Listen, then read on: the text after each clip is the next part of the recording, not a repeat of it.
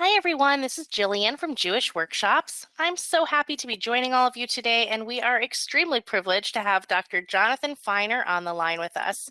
Before we get started, I'd love to see who's joining us and where you're from. So if you can go to your question box, it should be on the right-hand side of your screen, and just put your first name and where you're joining us from. I would love to be able to welcome you.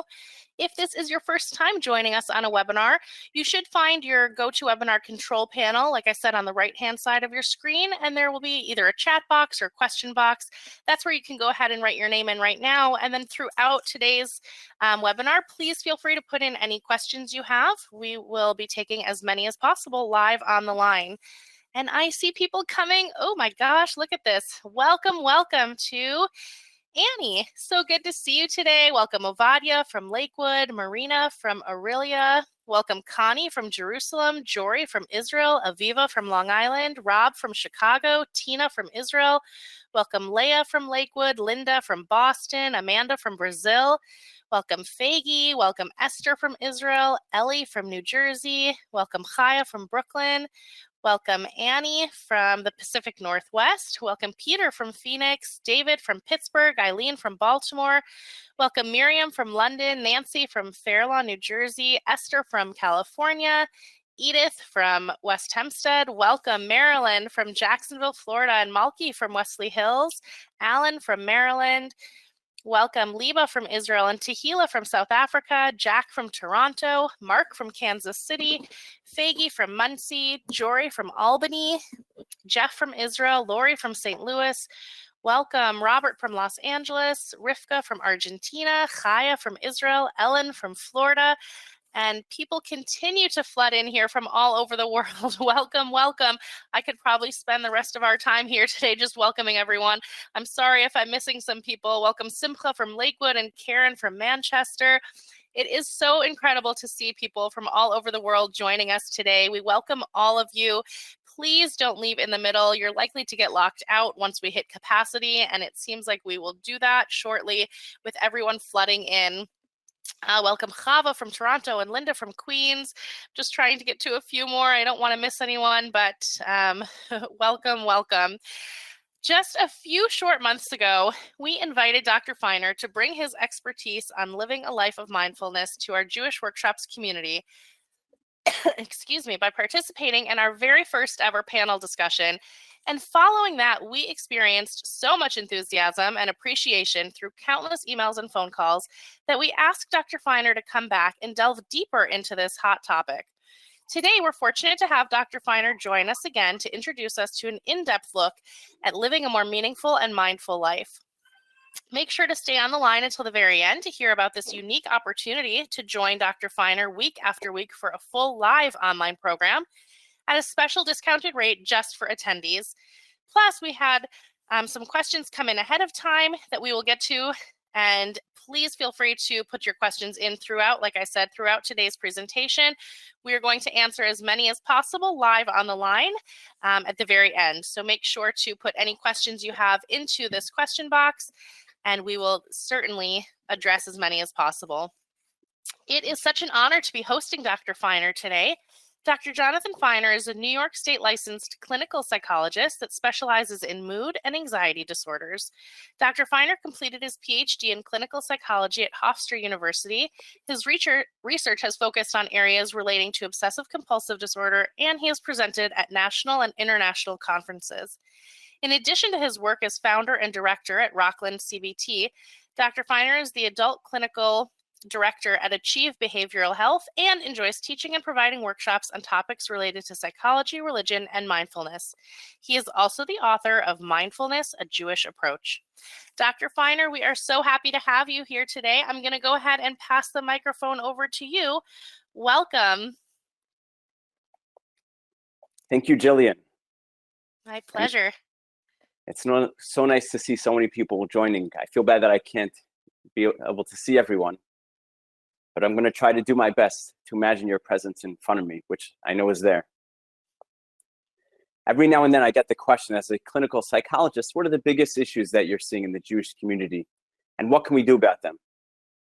And I'll often tell people, I don't know how helpful it's going to be to identify any specific issue, but what I could say is, if we could teach people how to be more mindful to themselves and to others, we would see a reduction in almost any issue that you could bring up.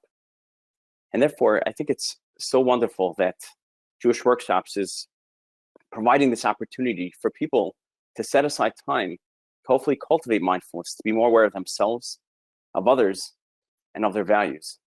So thank you. Part of the reason I think that mindfulness has become so popular during the past number of years is because we're seeing a rise in two, unfortunately, troubling phenomena. The first is the increase with people's distractibility and struggle with being present as a result from their connection to technology. Never before in history have people had such quick access to so many ways to avoid the present moment. I'll just share with you some interesting data about cell phone use. In one survey, they found that 90% of Americans can now recall a time within the past week where they were now within the reach of their cell phone. I'm tempted to ask the audience now how many have their cell phone within their arm's reach. It would probably be, in general, they find the 90% don't. So then my guess is that 10% right now would not have their phone within its arm reach.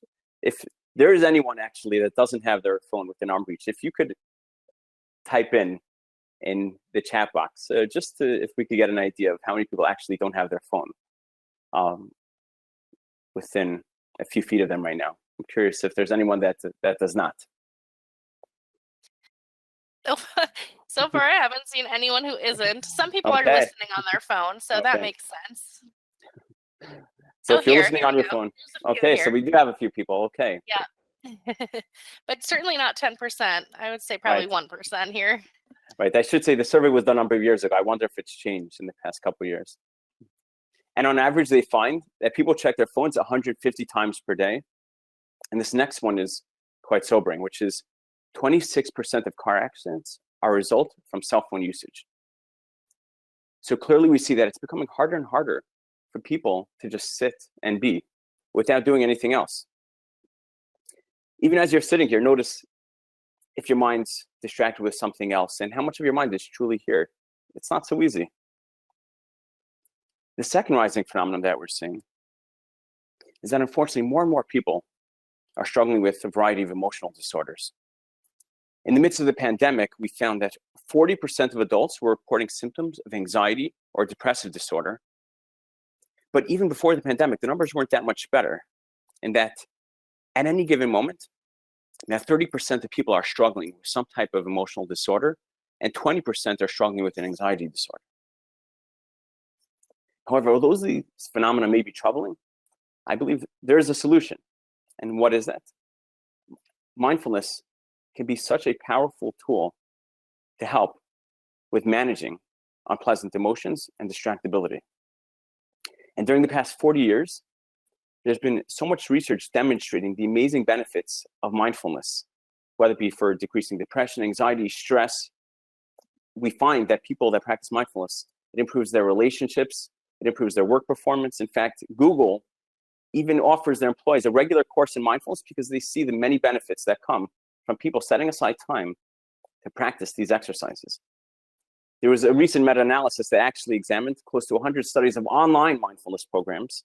Such, for those who join this program, I guess that could be a little plug for this, showing that people that join online mindfulness programs demonstrated that they see an overall reduction in stress, depression, and anxiety.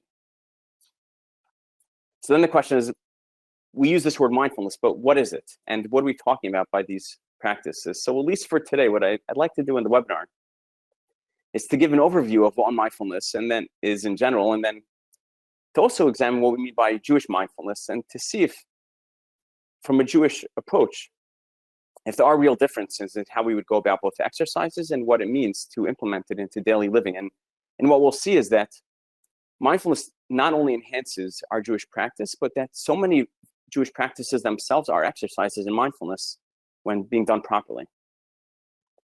But before we get to that, what is mindfulness?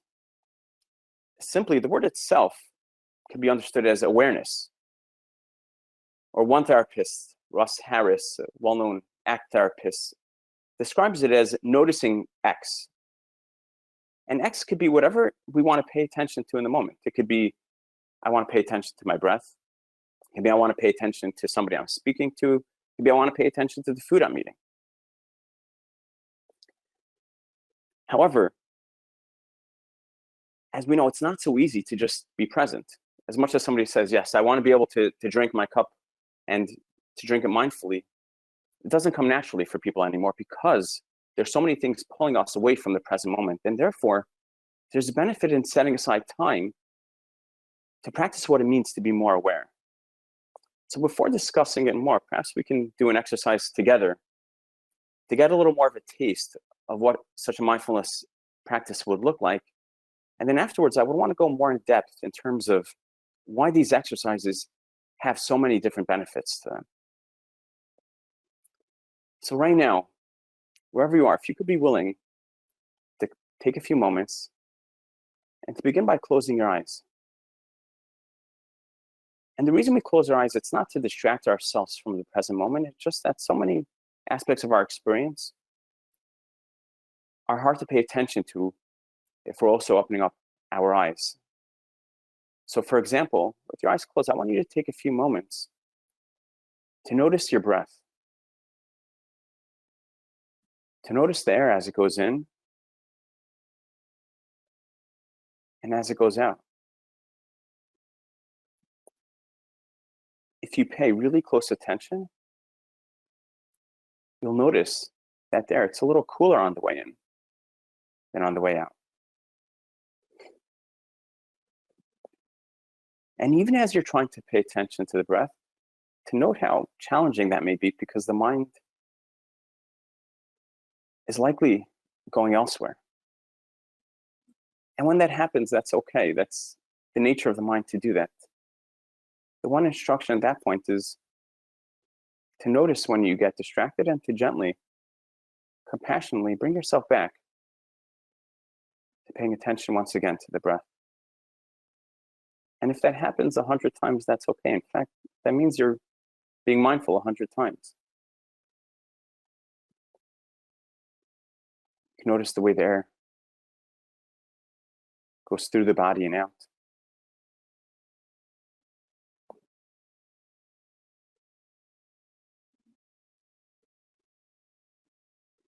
And in addition to the breath, there are other things occurring. And to see if you could take a few moments to notice the different sensations in the body. Perhaps you can notice the way your feet feel on the ground, or if you're sitting, the way your back feels against the chair,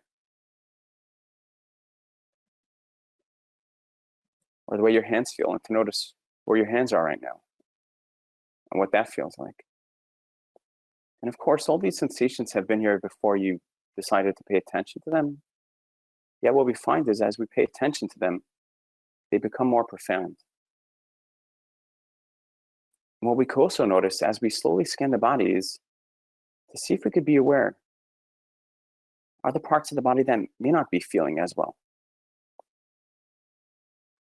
And if that's the case, to see if you could actually hone in on that sensation, to notice where you may be feeling some discomfort in the body, and to pay a little more attention to what is that discomfort? What is that feeling? And as you do, notice if the feeling, if it changes, if it increases, if it decreases, if it moves a little. Because in such an exercise as we're going to discuss, it's not necessarily about relaxing. Many of these exercises will lead to relaxation, but in the moment, it's actually about letting go of fighting our experience and to see if we can make space and to allow what's ever here to be here. And in many ways, it's also recognizing that as good as we want to appear on the outside, it's okay if we're not always feeling good on the inside. And to give ourselves that space and compassion to allow ourselves to feel whatever we're feeling. And to remind ourselves, it's okay to feel whatever's here. And it's not our fault for feeling what's here. So here we are, we're breathing, we're feeling different things in the body. And of course, there are other aspects to our experience. We can notice the sounds in the room. And even if you're in a quiet room, to notice if there are a variety of noises in the background. And here too, many of these noises may have been here before you paid attention to them. Yeah, as you slow down, you could perhaps notice different sounds that you weren't focusing on earlier. And once again, if you got distracted, that's okay. It's expected, especially in the beginning, to get easily distracted when doing such an exercise. And each time you get distracted, to gently, compassionately bring yourself right back to noticing whatever we're paying attention to. And at this point, of course, we're paying attention to the sounds in the room.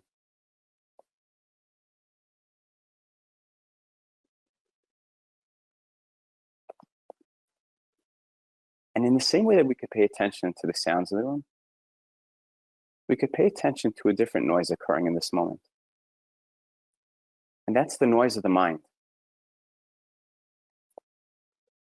Recognizing that each moment of one's life, there's a thought occurring. Sometimes the thought could be, what am I thinking? Or, oh, I was so spaced out the past few minutes. And to just notice, moment after moment, different thoughts that come in. To observe our thoughts. Some people find it helpful to imagine that there's a cloud above their head, and in that cloud they could be aware of all the different thoughts as they show up.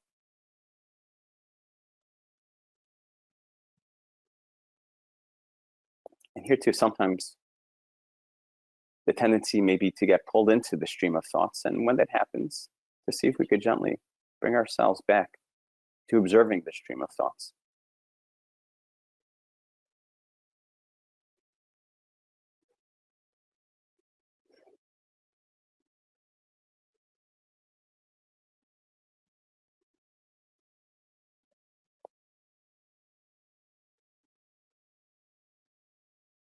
And sometimes as certain thoughts show up, they can have an emotional charge. And if there is a specific thought that has an emotional charge, to see if you can notice that, to notice how it impacts the body. And to once again, see if we could allow whatever's here to be here.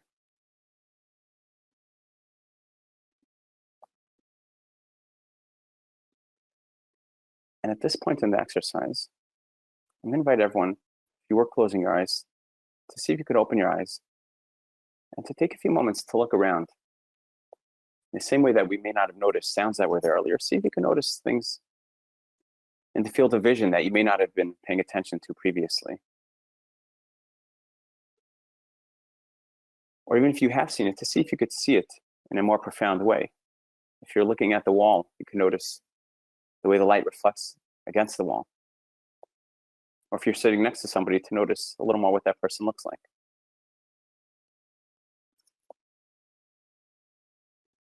So this is what we would refer to as a mindfulness exercise. You may even notice, even just by the very fact that I was doing it myself, how I'm definitely feeling, more calm. And perhaps it's hard for me to notice as the speaker here, but I wouldn't be surprised if people listening to this notice that I've slowed down a little in the very fact that I just did such an exercise. But I usually like to go a little more into depth explaining why these exercises are helpful and have so many different emotional and psychological benefits. And I like to give the following 3 explanations. The first is that if we go back to the part of the exercise where we notice thoughts, one of the important things we're doing by observing thoughts is helping us realize that we don't need to take our thoughts so seriously. Because from the time we're young, we're usually taught to assume that whatever the mind is saying is true. So for example, if it's cold outside and my mind says, you should put on a coat, it's cold outside, that's a very helpful thought, and I'm going to take that thought seriously. But as we grow older, we see more and more, so many of our thoughts are either not true to begin with, or even if they are true, they're not very helpful. Yet unfortunately, because we take the thoughts for face value, they have this ability to end up controlling whatever it is that we're doing. So many people have the experience that when things are going well in their life, they have the thought, my life is amazing. But then the next day, things could be going problematic, and the thought is, my life is terrible. And in that moment when they're having a thought, my life is terrible, it can actually start impacting what they're doing. It can get them down. They can perhaps start sleeping, doing things to avoid their pain.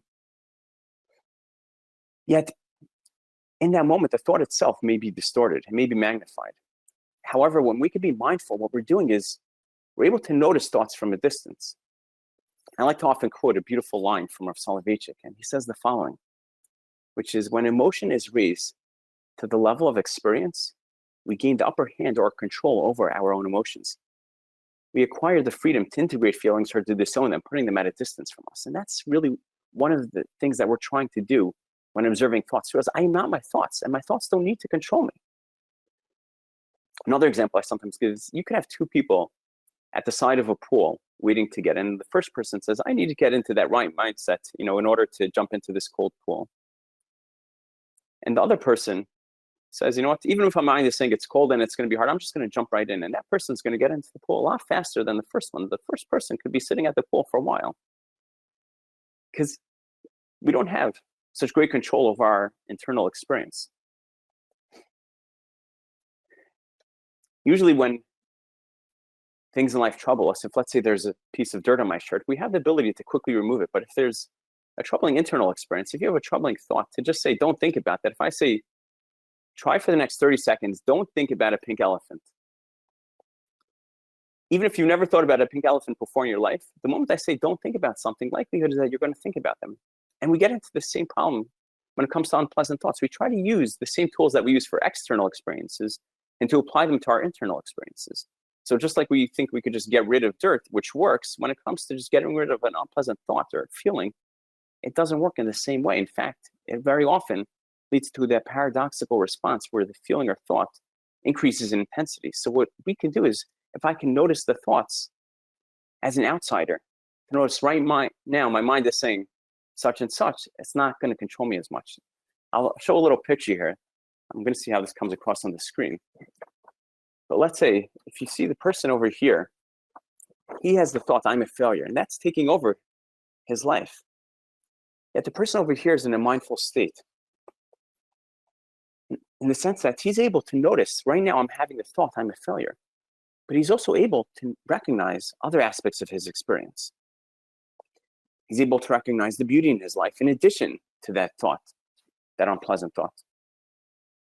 One of the powerful metaphors we often give clients that are struggling with unpleasant thoughts and feelings is what we call the passengers on the bus metaphor. And the idea behind this is that, imagine that you're driving a school bus, and on that bus there are many difficult children making noise and telling the driver, go this way, go that way. So if the driver says, I can't drive until I have a quiet bus, the driver's not going to get very far.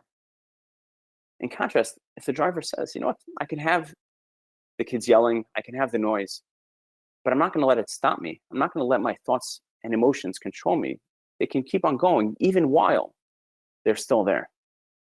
So that's one pathway of how mindfulness helps. It helps to distance ourselves from our experience, and specifically from our thoughts, and specifically from the troubling thoughts. Yet another way that mindfulness can be helpful can be described through another brief exercise. This one won't be as long as the first one. But at this point, if I can ask each of you to take a few moments and to look at your hand, to observe something that you've seen many times before, but to try to observe it in a deeper way, to notice as you're looking at your hand, the shades of color, to notice the big lines, the skinny lines, those really small lines. As you pay attention to the hand, you may recognize in some ways it's beautiful.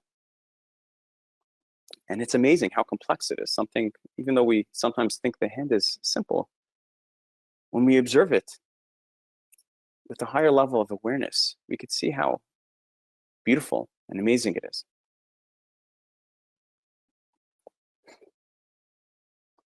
And usually when I run a live workshop, I'll ask a certain participant what they were thinking about when doing this exercise. And most of the time, the person says, well, I was focused on my hand. And I say, well, what about the previous worries in your life, or the things that you have to think about for the future? And they usually say, well, I wasn't thinking about those things because I was looking at my hand. So one of the other things that we're doing with mindfulness exercises, we're teaching people how to raise the volume on the present. And what happens is, as we pay more attention to the present, there's less space for the troubles from our past and from our future. And we could also appreciate the present more. In fact, there are so many studies showing that the people that are happiest are those that are able to be more present. In fact, if you were to reflect on the happiest moments in your life, my guess is that almost everyone will say that the happiest moments in their lives were moments when they were truly present to what they were doing. So once again, it's not as if we're saying, okay, now, if we pay attention to the hand, so then we're not going to think at all about those other thoughts. In fact, if you're doing it as a distraction tool, as we said before, it's not going to work. If I say, okay, pay attention to your hand so you don't think about your thoughts, well, then, of course, you're still going to be thinking about your thoughts. So it's more about saying, okay, you can have those thoughts, but I want you to pay a little more attention to the very things that are right in front of you. And we can apply this to anything. I don't expect people to walk around all day looking at their hand, but it's when we're eating, can we just focus on eating? When we're speaking to people, can we notice what they look like? When we're listening to something, when we're driving, can we just drive? How many people these days just drive? But either way, what we find is if we could be more present, that itself can increase our ability to be happier, and there'll be less space for the other troubles. So that's a second explanation.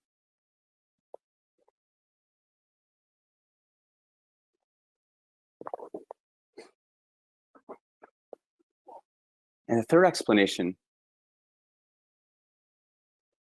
I relay by explaining how I myself actually got into mindfulness, which is when I was in graduate school. At that time, mindfulness was not considered to be a very popular therapeutic tool, but we had this one professor who was into this thing called mindfulness.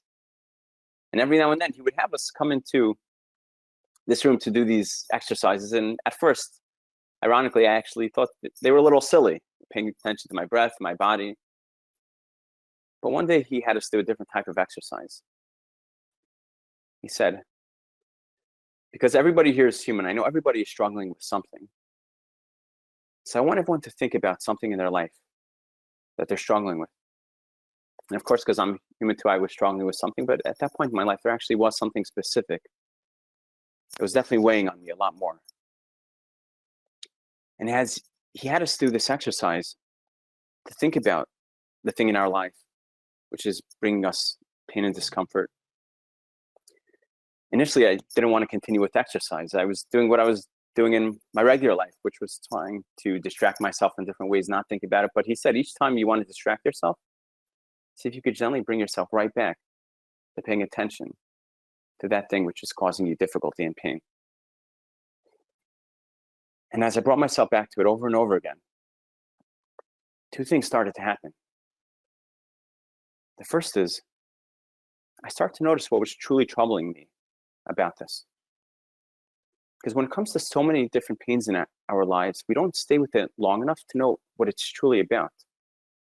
The pain comes and then we try to do whatever we can to get rid of it. But in that moment, I realized that as I stayed with it longer, when I noticed the thoughts behind it, when I was able to notice the sensations with it, I noticed there were deeper things there that I wasn't focusing on previously. And it helped me become more aware of what was truly troubling me. But then the second thing started to happen. When I became more aware of that, in some ways, the pain actually became a little easier. I was able to process it in a healthier way. And of course, it was still there, but I wasn't struggling with it as much because so much of pain in life, it's not even the pain itself, it's that we're constantly fighting with it.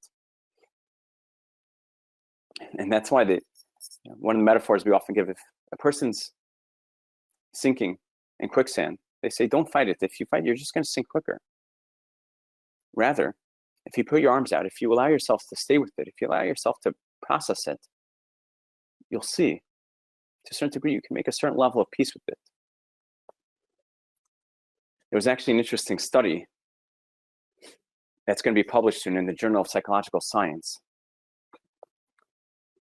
And what they did was, they went to an improv group in Chicago. And one of the exercises that they did in this improvisational group was they would have everyone in the group to stand frozen, except for one person who would go around and do some type of activity. It could be dance, sing, make some jokes. And it was to help them build their ability to be creative. And they divided them up into different groups. And they told one of the groups the following. They said, as you're doing the exercise, I want you to lean into your discomfort. I want you to push past your comfort zone and put yourselves in situations that may make you feel awkward and uncomfortable. And then what they found is that the group they gave that instruction to inhabited the role much longer, they took greater risks, and people observing them noticed they did it with a greater level of authenticity. And in fact, I have to actually, as we're doing this, I'll share how sometimes I have a certain hesitancy to doing these type of webinars and presentations, because it's not always so comfortable speaking in front of such a large audience. But before so, I have to give a lot of credit to Rabbi Anthony Gordon, and he said, any type of self-actualization and growth in life comes from pushing beyond your level of comfort. And therefore, what we're finding, one of the things mindfulness has taught me in my life, and I believe teaches so many clients, is we don't need to be afraid of our discomfort. We can make space for it. We can allow it to be there. We don't need to fight it. And when we do, it becomes much easier to manage. And we can move forward in life and to carry it and still do the things that are important to us, even though it's there. So to summarize,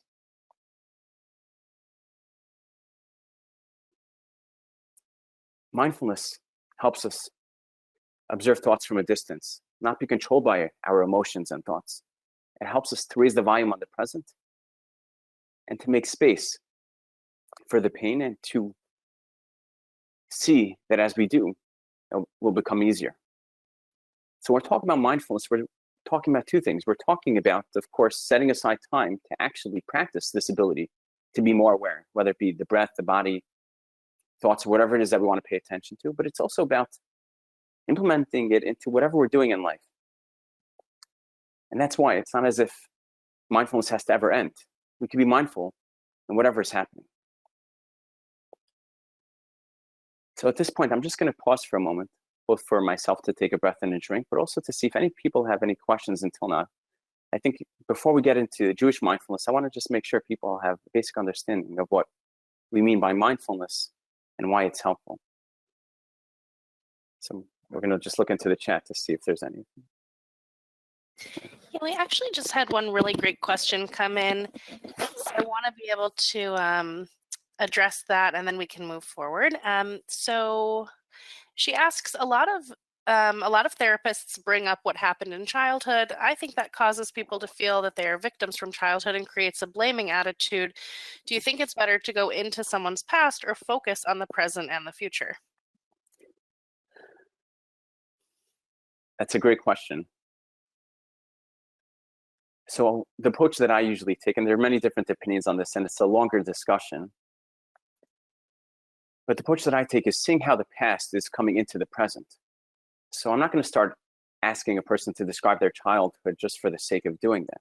But every now and then, let's say if we are doing a mindfulness exercise, I may say what comes up. And sometimes what comes up are thoughts from the past. And therefore, what's really happening is the past is affecting the present.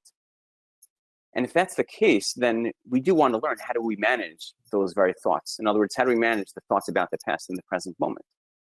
And for that, I do actually believe mindfulness is very helpful. It's teaching us how to be aware of those thoughts and to process them. In fact, some will argue that a lot of the benefit that comes from psychodynamic therapy is actually occurring through exposure therapy. In other words, they give their own explanations, but I mean, we'll say it's not so much the fact that you're coming up with these great insights, rather it's the fact that the person is no longer avoiding the pain. They're able to speak about it. Also, there's actually another benefit that comes from it. I believe it's Edith Eger. She has this beautiful book, The Choice. And she writes that when she was in psychodynamic therapy for many years, describing her dreams, her thoughts, her fantasies, she said, the greatest benefit that came from it is, for the first time in my life, there's somebody that's so interested in me. They're even interested in my dreams and fantasies. And that itself was what she found to be so helpful, that there was somebody that was accepting her whole self, and whatever she was able to bring up. So that's my brief comments on that. But it's an excellent question, and it's definitely a longer discussion, but I hope that brings some clarity. Thank you so much. There's some more questions coming in, and these are really great. I'll read off a few, and I'm not sure if you're about to address all of these anyways in the next segment, but how do you stay mindful in such a multitasking world? How can you manage to have time to deal with everything if you're trying to do one thing at a time and stay mindful in that moment? So I do hope to address this more in depth in one of the future sessions, but I'll say briefly that is step one, actually, is you have to create the right environment to be mindful. If there was this study that just came out of Tel Aviv University where they divided mothers into 3 groups, and they had them sit in a room with their child. And in one group, they gave the mother a cell phone. In the second group, they gave the mother some interesting magazines that she would want to read. In the third group, they didn't give her anything.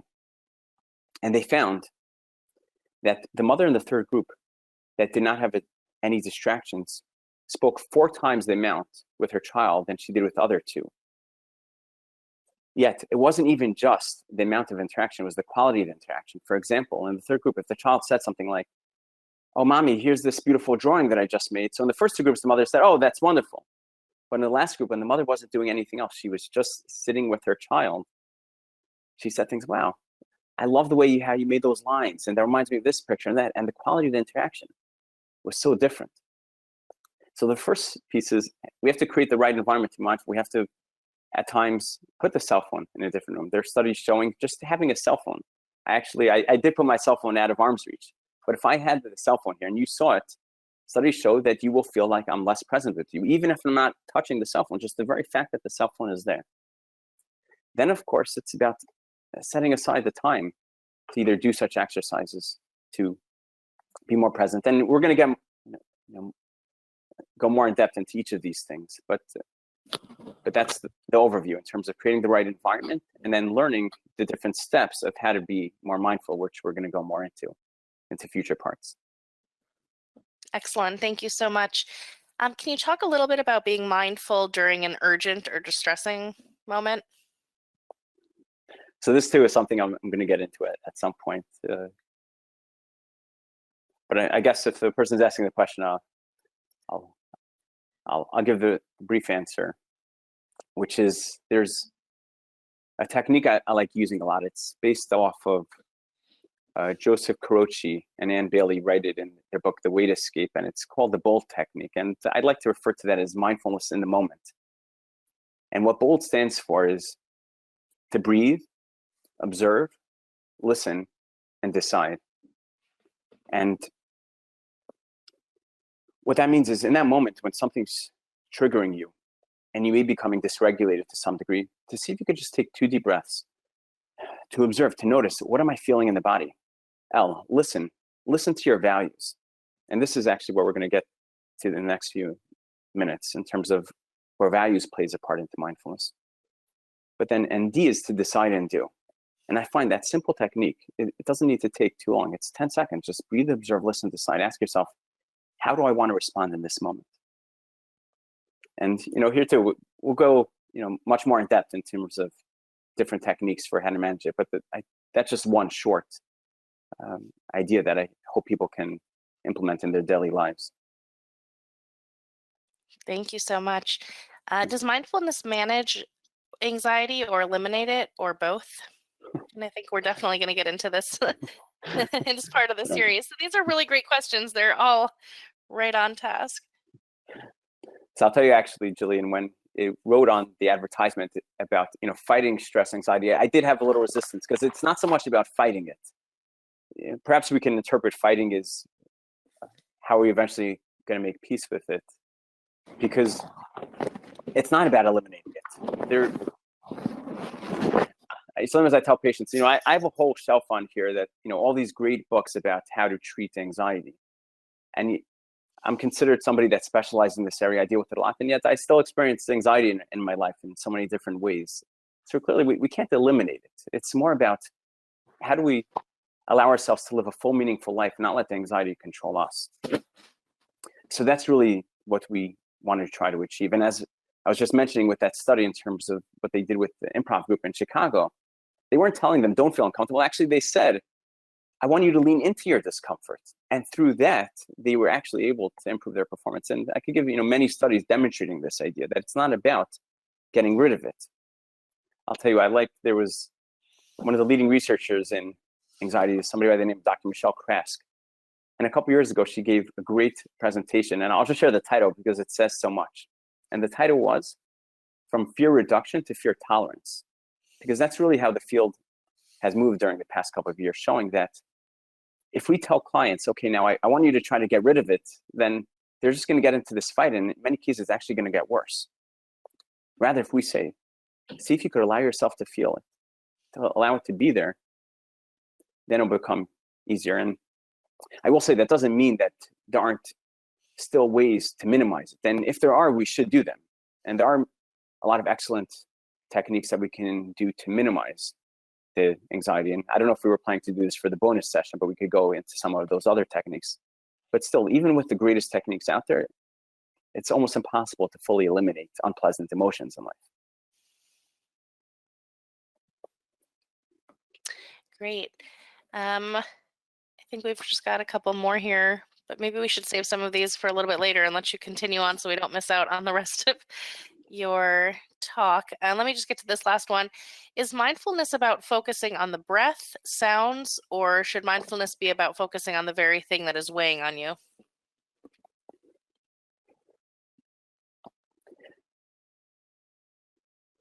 Mindfulness is about paying attention to whatever you want to pay attention to in the moment. So if I'm speaking to somebody, I'm not going to start paying attention to my breath necessarily. I want to pay attention to them. If I'm eating, I want to pay attention to the food.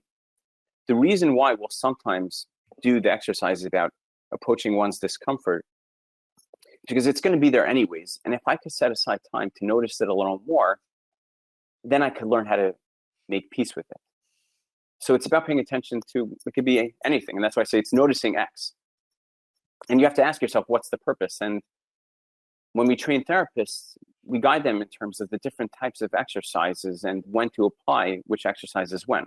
So for some clients, there's a benefit to paying attention more to your breath. For others, we want them. For patients that have panic attacks, we want them to notice where you're feeling the panic in your body. And we want to teach them to observe their body more. So it's going to depend on the context of what we want to purposely pay attention to in that moment. Okay, perfect. Okay, we're ready to go. Yeah, okay. But these are all great questions, and I appreciate the questions. It constantly helps me to rethink things and gain a deeper understanding of how to apply mindfulness into daily life. So thank you for all those who asked the questions. So we're about to get into what do we mean by Jewish mindfulness? Is there such a thing, and what would a Jewish understanding of mindfulness look like? It happens to be actually many of the secular mindfulness programs were developed by Jews. However, if you look into the history of it, you'll see that a lot of these people were initially influenced by the Buddhist mindfulness practices. And while I have a lot of hakar satov and gratitude toward those who have found ways to spread mindfulness, as I mentioned, it had such impact on my own life. But still, I start to ask myself, has there been any Buddhist influence in terms of the current mindfulness secular practices? And although I'm not by any means an expert in Buddhism, if one does a little research, you'll find that from a Buddhist perspective, the ultimate purpose in life is about achieving enlightenment, or the word they use is nirvana. And the way to do that is through practicing different meditation practices, which will lead to a reduction in suffering and lead to this higher state of being. And in fact, sadly, the tradition goes that the original Buddha, he himself, he actually left his son and wife in order to practice these exercises. Because for them, the purpose is all about how can I achieve enlightenment? But from a Jewish perspective, we believe life is much more than it's so much more than just about reducing suffering. It's about how can we live a full, meaningful life? How can we serve Hashem? How can we improve the world? A few years ago, I saw an interesting video by Gil Locks. He's known as the Central Park guru who became an old city Jew. And in this video, he's speaking to a college student at the Quell who just came back from India. And he says to the student, he says, upon seeing a flower, there are three possible responses. The Westerner will take the flower for himself. Someone from an Eastern philosophy will sit and meditate on the flower. But the Jew will water the flower. Because it's not just enough to sit and be. And therefore, I don't think we should spend 10 hours a day doing mindfulness practices. We also need to do things in life. And one of the unique contributions of Judaism to mindfulness is how do we balance the being and the doing? In fact, we even find that if you think about it, Jerusalem is the center between the East and the West. The East is that which represents those who are very into being. The Western society is all about results. Western society does not give much space for being. But Yerushalayim, Eretz Yisrael, is where we balance the being and doing together. Is where we balance how we can set aside time to pause and to reflect. Yet it's also about how can we do? How can we improve the world? How can we improve ourselves? And therefore, when I try to teach mindfulness, it's not just about being present to oneself, but it's about being present to one's values, setting aside the time to ask oneself, what am I supposed to be doing? What's important to me in my life? And especially today, this is so much more important. There was a powerful idea I read from Rabbi Jeremy Kagan, and he quotes the Vilna Gaon, who explains that in Mitzrayim, why is it that Paro asked the Jews to collect straw? Straw, it's relatively easy labor. He should have had them do some strenuous labor. And he says because he knew that if people are involved in easy, continuous labor, they're not going to have time to think. What does he call his article? He calls it Media, a Modern Gathering of Straw. And that's what we're struggling with today. People aren't involved in such strenuous labor, but they're involved in things that continuously take up their mind so that, unfortunately, they don't give themselves enough time to pause, to reflect, and to think about what's important in life. Perhaps I'll end with the following story. I read this in Rabbi Judah Michel's sefer called Badarach. And he quotes, Rameir of Apta, he insisted that his Hasidim devote a fixed time each day for reflecting upon themselves and what's important. And one of the Hasidim said to him, Rebbe, I'm so busy, I'm involved in this chesed project, I'm involved in this community affair. I'm not going to have time to do this. Is it okay if I don't set aside the time for that? And the Rebbe responded to me, said, if you don't have enough time to care for your own neshama, to care for your soul, to set aside time to reflect, then I don't know how you can possibly and properly care for others. Because to be a full Jew, to be a full person, we need to pause and to reflect what's important. And so if people can leave with anything from this, it's to every day, see if you could just set aside a few moments to be mindful of yourself, to be mindful of your values. And what I hope we can do together for those that are going to be following through with future weeks of this course is to explore more in depth what that looks like, how we can be more aware of ourselves, and how, from a Jewish perspective, it's not just about using it as a self-help technique. It's how can I use it to be more mindful of others, to be more compassionate toward others, to build empathy? How can we use it to improve our ability to do mitzvahs properly? And as we said, so many mitzvahs themselves are mindfulness practices. And how can we use the mitzvahs as a way to bring ourselves back to this moment. So with that,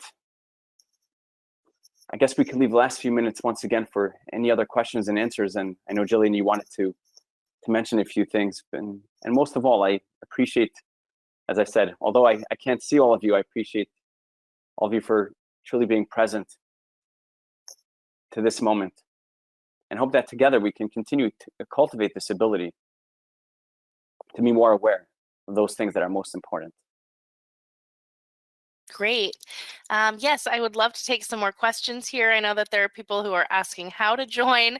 I know that I can see people are really excited. If you're excited about continuing on with Dr. Feiner, please come on back and let me know. Just write me, I'm ready. Come on back and let us know in the question box.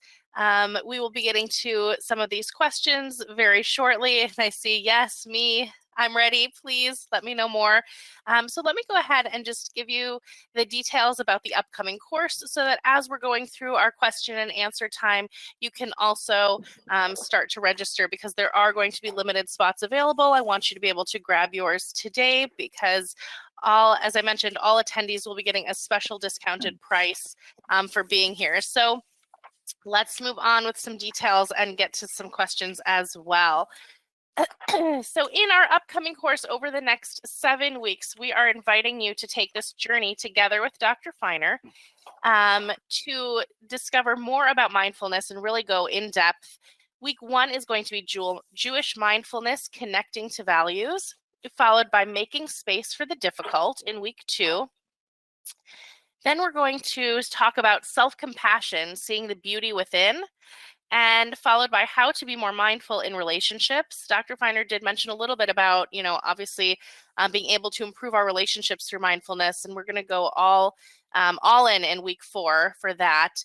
Then in week 5, we're going to talk about mindfulness and mitzvos, and in week 6, self-regulation. And then finally, we'll finish off with tshuva, creating meaningful change. So each ongoing live class will be on Mondays at 12 p.m. Eastern, 7 p.m. Israel time.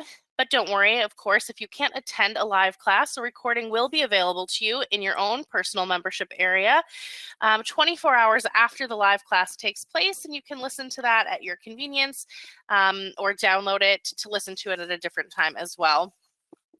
A lot of people, especially with something like this with mindfulness, and I'm sure Dr. Feiner will also be giving additional exercises throughout the program and different techniques on mindfulness. So it's really nice to have these recordings available to you for a lifetime so that you can listen and re-listen as you see fit, as your days are going on and you find that you would just want to, retouch on that or kind of remind yourself about this little exercise or that little meditation. You can always re-listen to these at your convenience.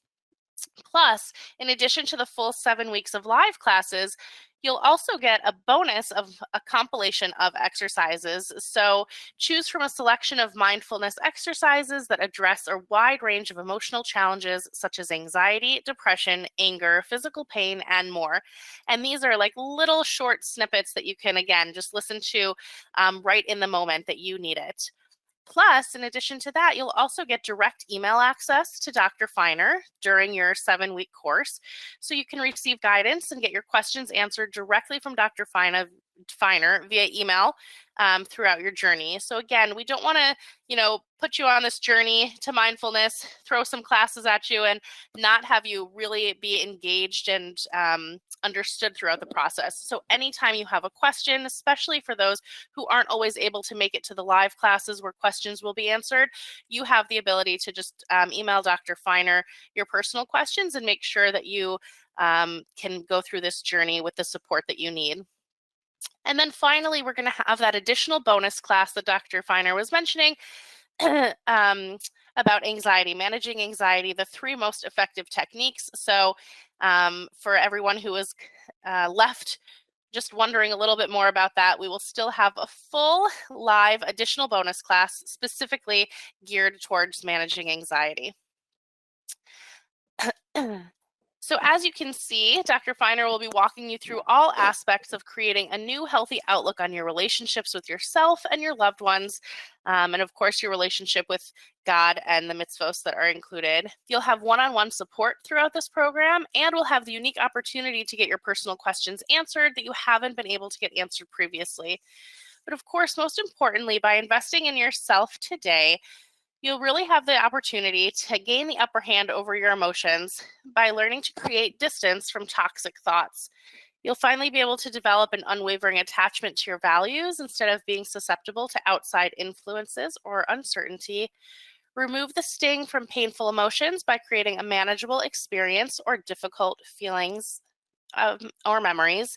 Become entrenched in the meaningful aspects of your life rather than feeling distracted or half present. Raise the volume of the present moment, thereby becoming less absorbed in painful thoughts and feelings, and quell the pace of urgency of today's frantic world by melting away depression, anxiety, and addiction. An opportunity like this rarely comes along, but we listen to all of our members' requests, and together with Dr. Feiner, an expert in the field and a one-of-a-kind mentor, we are offering the guidance you need and deserve for a highly reduced rate. Plus, to make it accessible to everyone, we are also offering payment plan options when you register. So you can become a basic member and get the full 7-week program for just $197, or a platinum member and get the full 7-week program plus a mindfulness compilation of exercises, the managing anxiety bonus, and direct email access for only $297. These prices you can see are much lower than our normal prices, plus an additional discount right now. So instead of $297 for basic, you're getting it for $197, and for platinum, you're getting it for only $297. And as I mentioned again, payment plan options are available when you join. So I want to go ahead and make sure that I put the link right into your chat box. You can actually copy and paste it out into another browser, so you can still stick with us, grab your spot, but also hear the question and answer session that's about to come up. Let me just get this in there. It's jewishworkshops.com/mindfulness. So I'm putting that right into your chat box, www.jewishworkshops.com/mindfulness. I'll also put it up on the screen, but for those of you who are joining by phone, I put it into your chat box, and then again, jewishworkshops.com/mindfulness. Once you've registered, I really ask that you just come back and let me know, put your first name and the words "I'm in." It'd be so exciting to be able to welcome you. I also want to keep track a little bit of how many people are joining so that we can see, spots are limited. But if you have any questions or need help registering, please come on back and just let us know with your first name and your telephone number. Hannah's here with us. Zipporah's here with us. They're happy to call you and help you register over the phone. I want to make sure that the registration process is as seamless as possible. So if you're having any difficulties or have additional questions about the registration, please just put your phone number in so we can give you a call and make sure that we secure your spot. Okay, great. I see people are doing that right now. I know I tend to talk a little bit quickly sometimes, so just to answer your question, Rachel, all of the classes are on Mondays. We're actually starting next week already on the 21st is our very first class. So 12 p.m. Eastern, 7 p.m. Israel time. Again, if you can't join live, you will always have that recording available to you to listen to or download at your convenience. And yes, each class is 1 hour long. They will be interactive, so you'll be able to ask your questions again live on the line with Dr. Feiner. But if you can't make it to the class, or if you don't have a chance to get your question answered, you can always email Dr. Feiner because that is the extra special bonus for the packaging. So I want to go ahead and welcome our brand new members already. Wow.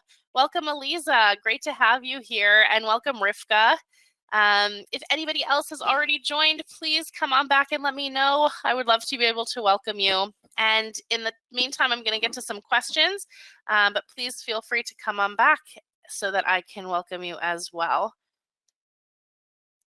Do the recordings include video or are they audio? It's video for all of the upcoming classes. Okay, let me just get back to some of the questions that I think came in a little bit earlier. Dr. Feiner, we've got some questions. If I'm feeling very angry, mindfulness doesn't seem to alleviate the anger. It actually just makes me focus on it more. How can you avoid the navel gazing potential of mindfulness? Anger is an interesting emotion for two reasons. One is that in the moment, one of the best options, in contrast to what we recommend for other emotions, is actually what we call distress tolerance, finding ways to soothe yourself. So even though in general, when it comes to depression, anxiety, stress, it's not about distracting yourself. Anger is such an intense emotion. So sometimes in the short term, you do need to find ways to distract yourself from the moment. So that is actually one of the reasons where anger is unique, but it's also one that it's very hard to heal from anger itself. But if a person's actually, when the anger comes down even a little, if you could be mindful to it, you realize that almost behind every anger, there's some sadness and some other pain there. We just, in many ways, actually, anger is a distraction from that sadness. So once I had a client here and I asked him to think about something he was angry about, and it was all about you this person that, this person that. And then I started to say, can you think about your own pain with that? And I saw this shift in him. It wasn't about the other person anymore. It was about how hurt he was. And what happened was the anger slowly shifted into a sadness and a deeper pain, which in some ways is more uncomfortable, but you could heal from that.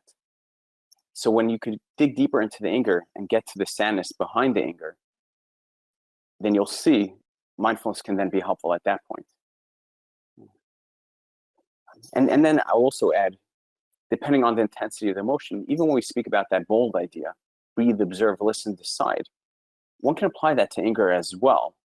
It just can be trickier because it's very intense. But even then, if I could take 2 deep breaths, observe, notice the anger in your body, listen to your values. And even with anger, it's, if a person says, don't be angry, that's going to increase the anger. If you could say, you can't necessarily control the immediate emotional reaction, and the feeling itself may not be your fault, that message itself can actually calm down the anger a little. And that's different than justifying a behavioral response. Because we can separate, even when we speak about when it says in the Mishnah, al tinoch lechos. So I often think that means don't be easy to act with anger. Because the feeling itself, you may have very little control over. So it's more about telling oneself, okay, I can have this initial feeling, but how do I want to respond to it?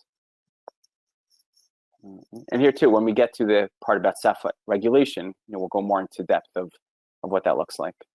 But I hope that can help. Great, thank you so much. I know you just repeated it, but very, very quickly. Can you repeat those 4 things to do in the moment? There were a few people who were asking for it, and just maybe a little bit slower so they have time to write it down. Sorry. So it's breathe, take 2 deep breaths, observe, just be mindful in the moment, observe your thoughts, observe the way your body's feeling. When somebody does trigger you, notice how you're feeling in the body. Notice if you feel that tension rising. That's the observe. The L is listen to your values. To ask yourself in that moment, what type of person do I want to be? The person that I ideally want to be, how would he or she respond? And D is to decide and do. So we say in the Mishnah, who's the strong one?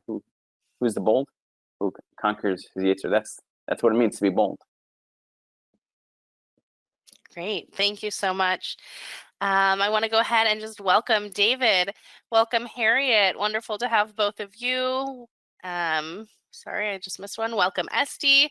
It's so exciting to see all of our new members. Again, come on back and let me know if you are in. And if you have any questions or need help, please come and let us know with just your name and your phone number so that we can help you register over the phone. Dr. Feiner, how do you plan and organize for the future while still being present in the moment? this gets to, I don't know if we mentioned this in the panel discussion, but I find a beautiful Jewish idea on balancing this is the Mishnah. When Rabbi Yochanan ben Zakkai asks, he says, 5 Talmidim, what's the derech tova sheyidbak ba'adam? And Rabbi Shimon says, haroes hanolad. And sometimes some of the English translations will say nolad means he who thinks about the future.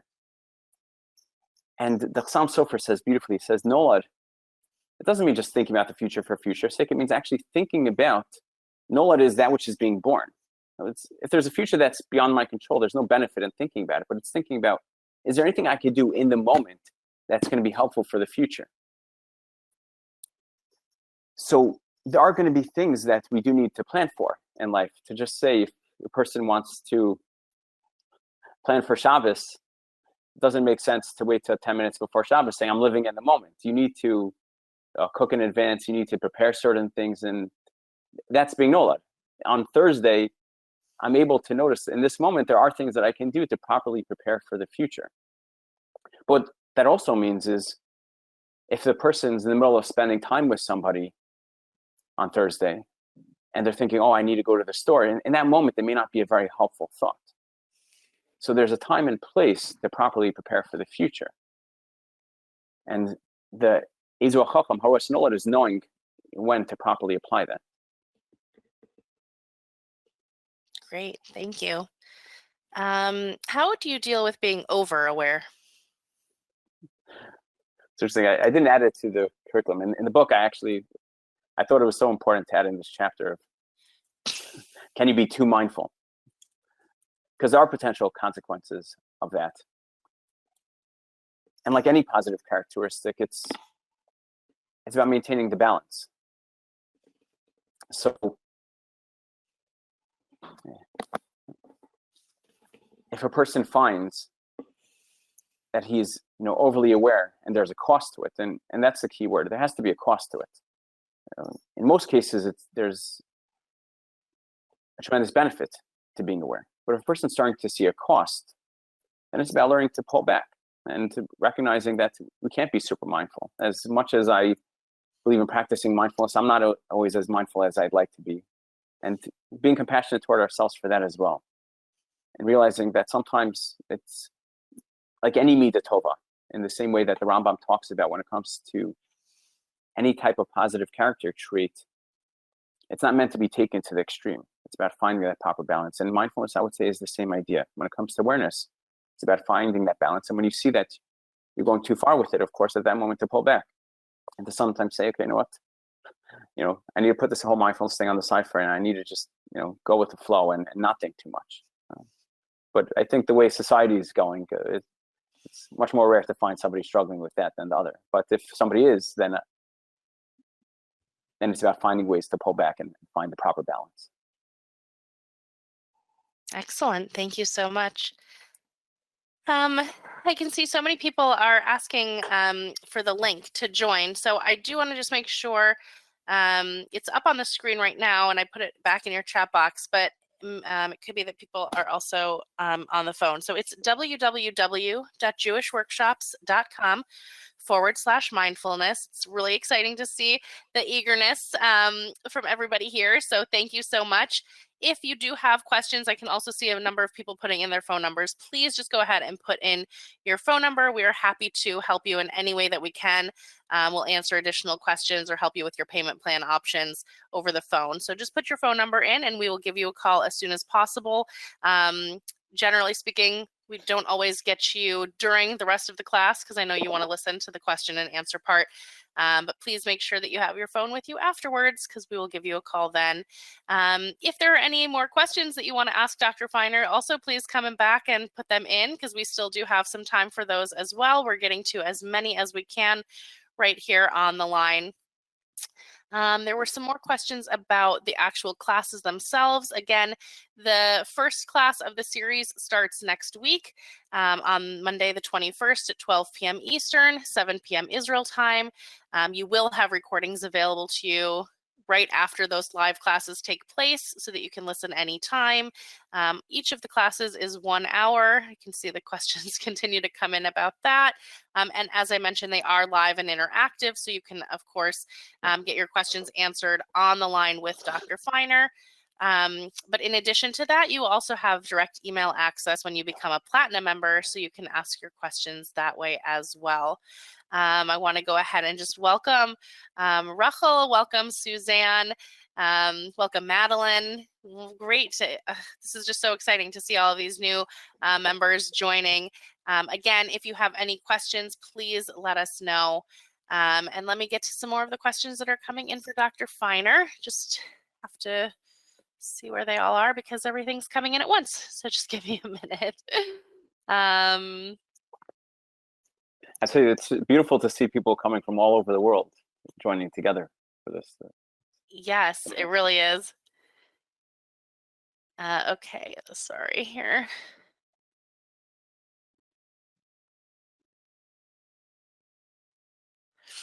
I have a habit of being very hard on myself. It's silent and almost ever present. This is very hard to overcome to be more present. I feel like God hates me. How can one work with this? Okay, can you repeat that? Sure. Sorry. Yeah. I have a habit of being... Mm-hmm. Oh, so before you repeat, I do need to give an important disclaimer, which is people are complex, and I don't mean for this to by any means to be a forum where people's entire histories and life struggles are going to be solved, and unfortunately things don't work that way. And of course, if there's something that is deeper that somebody's struggling with, it's important to find somebody to work through it with. Yet I still think that a lot of these ideas are universal principles that could apply to a number of different challenges and struggles. So with many of these responses, it should be taken with a grain of salt. And I'll also say, even when it comes to when I supervise clinicians, I tell them the following metaphor, which is, if somebody were to ask me, is it a good thing to eat? I would say it's wonderful. But then if they would say, okay, but if it's Yom Kippur, so what about then? I say, no, you shouldn't if it's Yom Kippur. But then they say, okay, but what if the person has a health issue? And I'll say, oh, in that case, of course, then they should eat. And what I'm trying to demonstrate to them is the more and more details we get within a certain situation will change our response to it. So of course, whatever I'm answering is based on the minimum number of details that I'm getting, but it could be that if I knew the specific question or more, it changed that response. So therefore, whatever I'm saying should be taken as general ideas, but it could be in any specific situation. There may be reasons why those principles will not apply. So with that, maybe we'll get back to the question.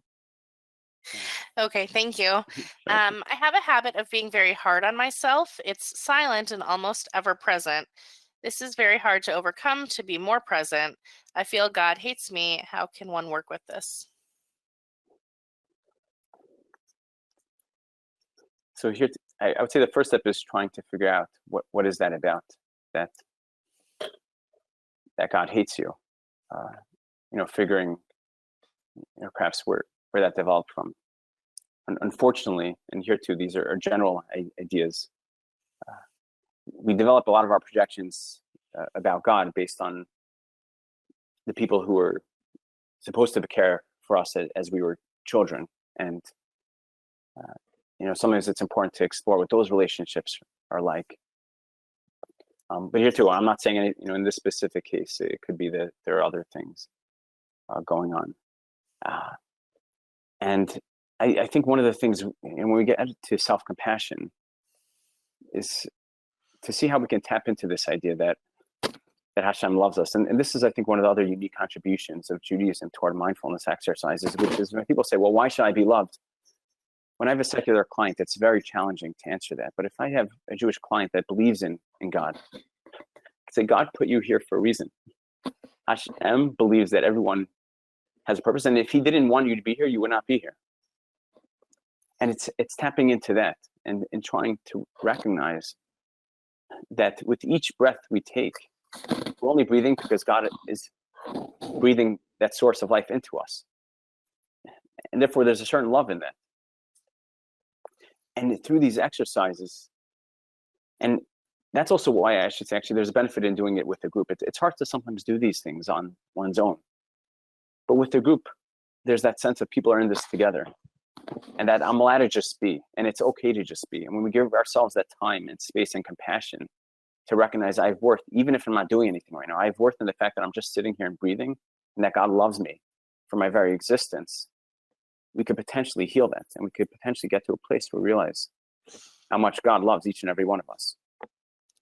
So once again, it's hard to, I hope that can help to some degree. But I understand these things are deep and complex, and that I don't expect this to fully resolve that. Yes, thank you. Dr. Feiner, what do you say to clients who say they don't want to be in the present moment because for those with trauma, the present is often unsafe feeling? So clients that have been through trauma will find that it's very challenging to bring mindfulness up into therapy, especially even when it comes to asking the client to close their eyes. Many clients that have been through trauma will resist that. They don't feel comfortable closing their eyes in front of somebody else. So usually the way we recommend therapists do it in therapy is not necessarily through specific mindfulness exercises, where it's slowly just teaching them how to sit with another person and to be present to their experience in the moment. So we won't necessarily say, okay, by the way, now we're doing a mindfulness exercise, but I'll ask the person, okay, like what's happening to right now in the moment? As we're having a conversation, I'll ask them, what are you feeling in your body? What's there? Can we make space for that? And what we're really doing is we're breaking the experience into smaller pieces. We're breaking the trauma down, realizing that trauma is this huge, big, heavy, dark cloud that's been weighing on them. But if we could break it down, okay, now in this moment, what is the trauma? What are the thoughts about it? What are the sensations about it? We can break it down without even doing a formal mindfulness exercise, but helping them understand the different parts of the experience, and then slowly sitting with them and guiding them how to manage those smaller experiences, each one in itself. Then slowly, I believe they can learn to get to a place where they can manage the trauma in a healthier way. Now, these are heavy questions. Yes, thank you. Yes, and we've got one more here. What about uncomfortable physical sensations? I feel my heart beating pretty much all the time, and whenever I sit down to be mindful, all I feel is my heart pounding. Any solutions for that? When we did a mindfulness exercise, this was actually considered a relatively short exercise that we did together. There are exercises, I have to think whether, for people that are just beginning with this, it's hard for them to do these longer exercises, 20, 30, they even exercise up to 45 minutes. So I don't know if we're going to do ones that long. But I would be surprised if a person was doing a longer exercise, paying attention to their heart, if even after 10, 15 minutes, they would feel it in the same level of intensity. And what I would tell the client, and what I would tell whoever's asking the question is as follows: if you do set aside time to pay attention to it for 10, 15 minutes, so first, I think there's a strong likelihood it won't be as intense by the end. But I would say even if it is, you're now learning how to tolerate it. In other words, you're teaching yourself, okay, so I can have my heart pumping faster. And what's the problem with that? Remember, so much of the difficulty with emotions is that the mind gives so much weight to these things. So if a person's exercising and their heart's pumping, we don't view that as a problem. Why? Because we have an easy explanation for it. My heart's pumping faster because I'm exercising. It's only because the mind's saying, oh, I shouldn't be feeling this right now. That's why we view it as a problem. But if we could practice being mindful to it, slowly with time, we could recognize that who says it needs to be a problem? Of course, if there's a health issue, one needs to do whatever proper effort is required to take care of it. But potentially one can live an entire life. I mean, I hope we're all living with our heart pumping. Some people are just noticing it more, and some people's hearts may be pumping faster. But if you already went to the doctor and everything's fine, then we can slowly learn how to live with it. Thank you so much. I'm sorry, I'm just trying to answer a question here. Dr. Feiner, we have someone asking about hypnosis in terms of mindfulness and the correlation, if you combine both of them or are familiar with that technique. I mean, I think we all know, right, what hypnosis is in general, but it's not something that I have, firsthand experience with, and therefore I apologize. I don't think I'll be able to give a proper answer to that. It's something I could definitely, think about more, research a little more into. All right. No, I appreciate that. Yeah. Thank you. I hope that answered her question. Sorry. No, not at all. Yeah. No, I think that this is great, and we've actually gotten through almost all of these questions here. So if anyone else has any additional questions, we're happy to take those while we're still here on the line. We will be closing up soon, though, so please make sure to get your questions in. And again, if obviously you have any questions or need help registering, please make sure to get your phone number into the chat box before we close up, because of course we won't be able to contact you if we don't have the information. Dr. Feiner, while we have just a little bit of time, I know you mentioned a few of the mindfulness exercises and techniques. If we have a little bit of time, do you have one that we can maybe do with the people that are here still on the line for just a few minutes to kind of help get people back into the present? I know we've kind of gone off into question and answer land, and we've gone into, kind of high energy and intense, getting people ready to take the course, but maybe we can kind of all just come back and take a breather for a minute. I know I'm putting you on the spot a little bit. That's great. I appreciate that. Thank you. Yeah, of course. We have to be mindful to be mindful. And I'll say, even within a therapy session, very often in the middle, I'll say, okay, let's just pause and to do a little mindfulness exercise together to recenter ourselves. Because as we see, even one could be talking about mindfulness, and here too, you could just get pulled into the autopilot and fail to make proper contact with the present moment. So I appreciate that. Thank you. So if people can't, once again, to close your eyes, take a few deep breaths. And the reason, whatever exercise we're going to eventually be doing, I think it's important to start with the breath, because it's one of the easiest things to pay attention to. It's already there, and it helps ground us in the now.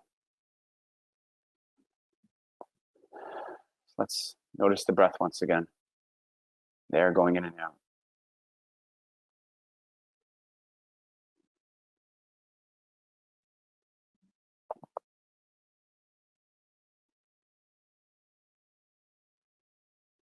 And to notice how your body's feeling, the different sensations.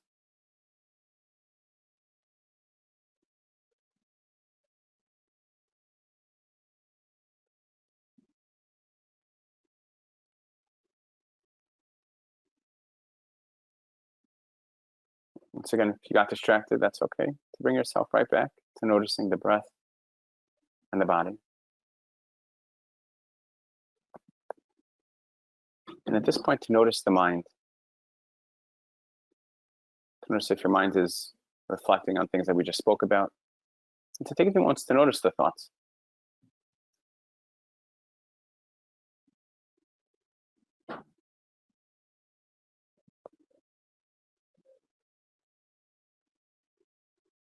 The Igarus Ramban writes at the end of his letter to his son that after reading the letter, it's important that he reflect on the things that we just discussed. So even now, we're going to switch to a little of an active mode of thinking. So until now, it's more just been observing the thoughts, but to see if you can, to think to yourself, was there anything during the past hour and a half that you want to apply to your daily life?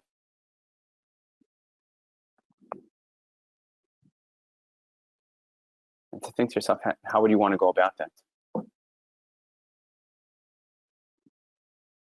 Doesn't mean listening to a recording every day for 2-3 minutes, setting aside time for yourself. Trying to pick a few brachas a day when you try to do nothing else but say the bracha, and to truly focus on it.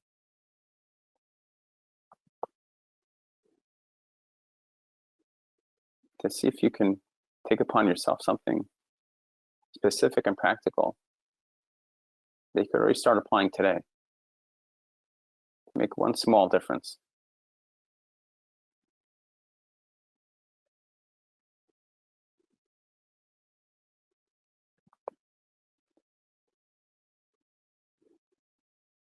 And as you do, to think to yourself, why is this important to me? Why should I make this small difference?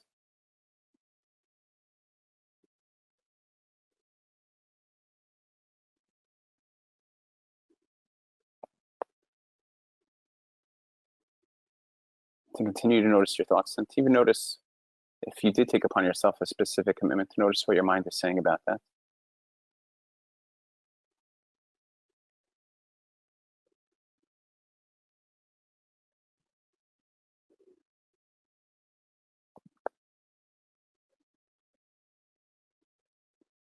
To now think about also, even in the next hour, how do you want to behave? What type of person do you want to be? Is there somebody in your life that you want to share a kind word with?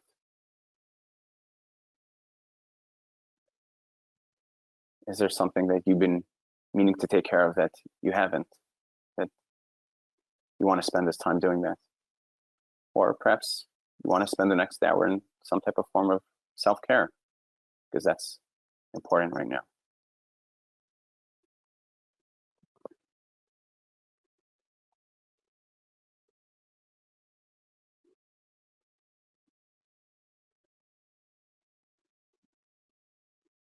Whenever you're ready, to see if you can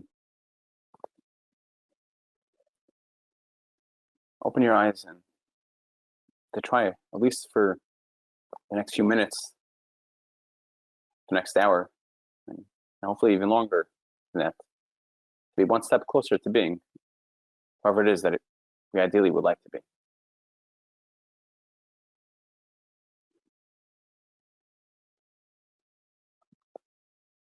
Thank you so much.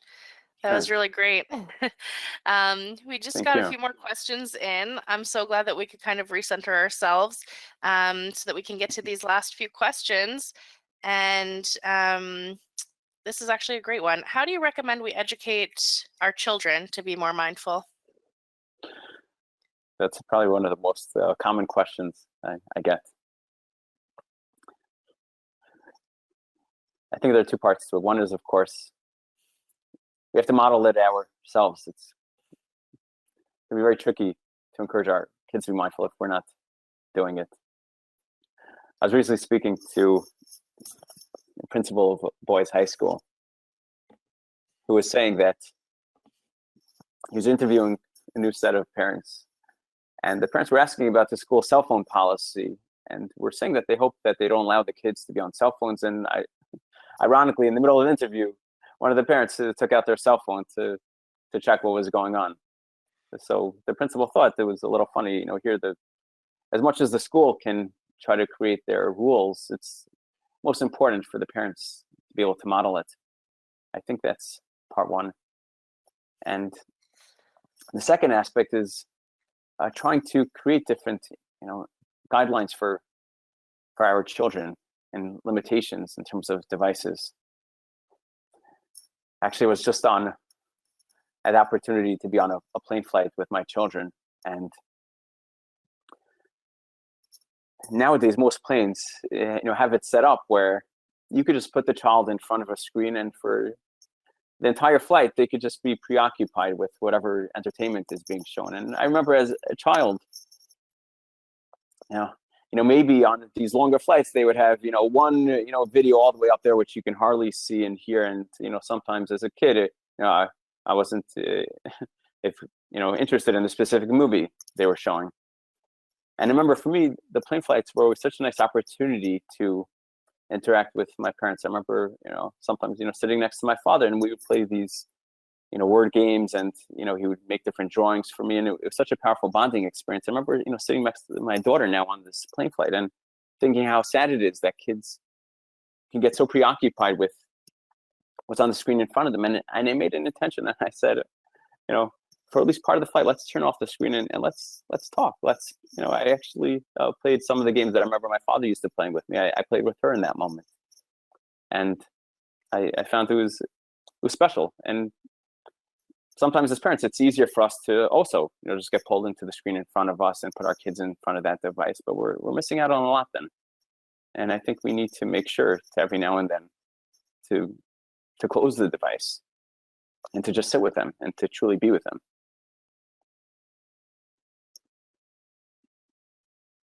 Thank you. Another question, and it's a little bit broad, but how do I know that this mindfulness training is right for me? How do I know that this is what's going to help me? I know we don't know more about who's the truth is, right, that I don't. As I mentioned when we began, I do believe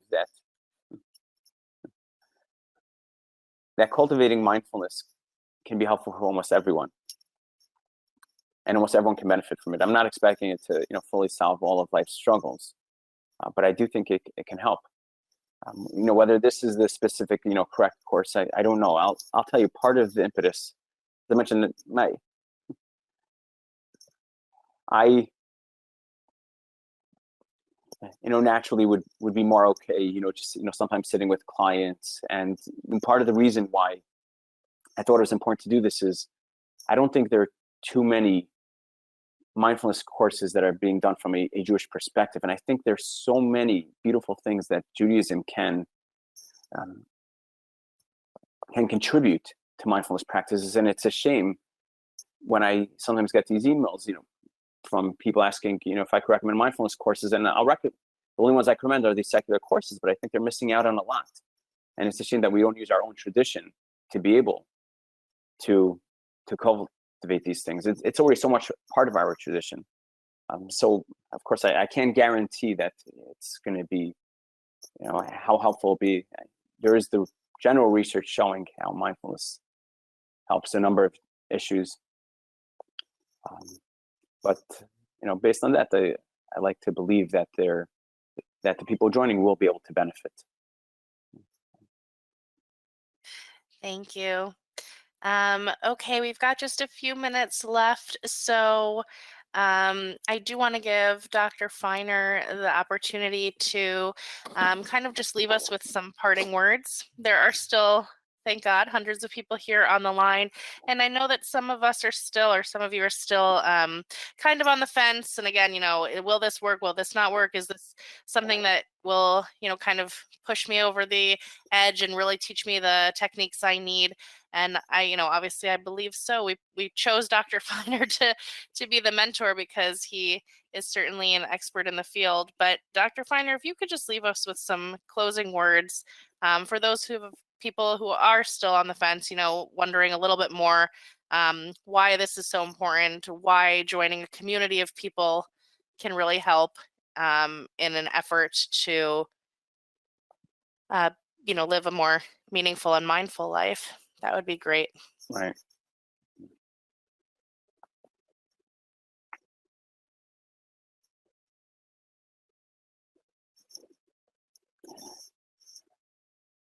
Sorry, I put you on the spot again. No, I'm just thinking. I'm being mindful. Good. Somebody once asked a certain popular rabbi about how he's able to have such a wide influence and how he's able to bring so much people closer to Judaism. And he said that all I see is I have this beautiful diamond in front of me, and I just want to be able to share it. So I'll say, I've seen for myself and for so many clients how mindfulness has been able to create such a shift in their lives. I was tempted to say transformative, but I don't want to overpromise. For some people, I do believe it can be transformative. But even the fact that it has helped me so much and has helped so many others, it's something that I want to be able to share and to help others be able to see what a difference it can make to one's life if they lean into themselves. And it's also about getting to know oneself more. And perhaps I may mention this in the panel discussion, but I think there's a beautiful Mishnah which summarizes so much of this, which is also going back to the Mishnah of Avos, where Hillel says, which can be understood, if I'm not for myself, if I don't dedicate time for myself, then who am I? Do people give themselves time to just be aware of themselves? But as I mentioned, it's not just about self-help, it's about how we can use mindfulness for others. So therefore, how we can use these tools to improve our interpersonal relationships. And if I don't have now, then when do I have? We spend so much time worrying about the future, obsessing about the past. We miss out on the most special and meaningful moment we have, which is now. So I hope that together, and as Jillian said, as a community, we can together work together of how to increase and cultivate the ability to be more mindful to ourselves, to our values. We can get closer to being the people that we want to be. So great. Thank you so much. Thank you. We've had so many thank yous, and people are saying, what a wonderful presentation. Thank you so much, Dr. Feiner. Wow, that was really great. I loved being part of this introduction. So thank you so much for being here with us today. Thank you to everyone from all over the world. Thank you for being here with us. I know that you could have spent your time, in so many different places, but the fact that you chose to join us here today was, really means a lot. We try to bring you, obviously, the best of the best, and we think we found that in Dr. Feiner. So thank you, Dr. Feiner, for being here. We're getting more thank yous. Excellent. Yasher Koach. So thank you again. I'm going to go ahead and leave the webinar open for just a little bit. If you still need help registering, you'll have a chance to put your name and your telephone number right into the chat box. You won't see Dr. Feiner or hear us anymore, but the webinar will just stay open in case you need to get us that information, and then we'll, of course, give you a call shortly after to make sure that we can help you register over the phone. So I am looking forward to joining everyone who's already registered next Monday, the 21st, for our very first class of the series. And again, if you need any help, please feel free to put your information into the chat box, or you can always reach us at jewishworkshops@jewishworkshops.com.